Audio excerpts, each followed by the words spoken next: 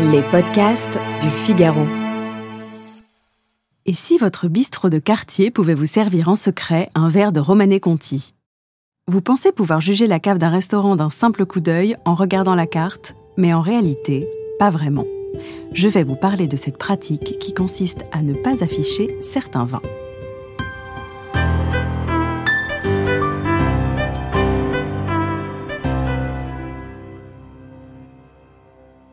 Vous ne vous en doutiez sans doute pas, mais il arrive que les établissements qui peuvent se le permettre gardent leurs plus beaux trésors parfaitement invisibles.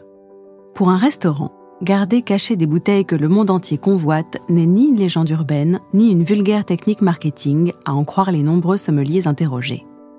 À l'inverse, cette pratique irait même dans l'intérêt des amateurs, ou du moins des plus sincères. Tout simplement parce que la plupart du temps, ces fameux vins cachés sont éminemment spéculatifs, difficiles à obtenir en direct du domaine et se revendent aux enchères à des prix stratosphériques. On pense notamment à ceux de la Romanée Conti, du Château Rayas ou encore de la Grange des Pères. Et les masquer de la carte est en général la seule solution pour les garder à des prix raisonnables, mais seulement pour les habitués.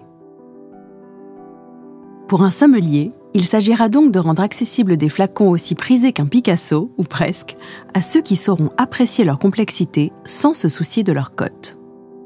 Et il faut bien avouer qu'affichés à ce prix-là, tout le monde se les arracherait. Car hélas, pour la plupart d'entre eux, voilà des vins qui ne sont aujourd'hui que des objets de spéculation, dont seul le prix semble justifier le fait qu'ils soient bu. Un phénomène dû à la rareté des bouteilles de certains domaines à faible rendement qui donne lieu à des situations ubuesques avec des cuvées vendues 25 € au domaine et jusqu'à 600 € sur Internet, voire sur table. Et là, je vous vois venir. Y a-t-il un moyen d'inciter un sommelier à vous proposer les bouteilles les plus confidentielles de sa cave ?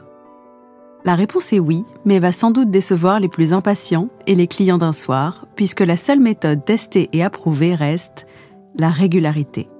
En devenant un client fidèle et en copinant gentiment avec le sommelier, visite après visite. Seule exception à la règle, susceptible de faire flancher les plus magnanimes des sommeliers, pouvoir témoigner d'une réelle passion pour un domaine, lui demander si, à tout hasard, il n'en aurait pas une bouteille en cave, et lui proposer de la partager avec vous.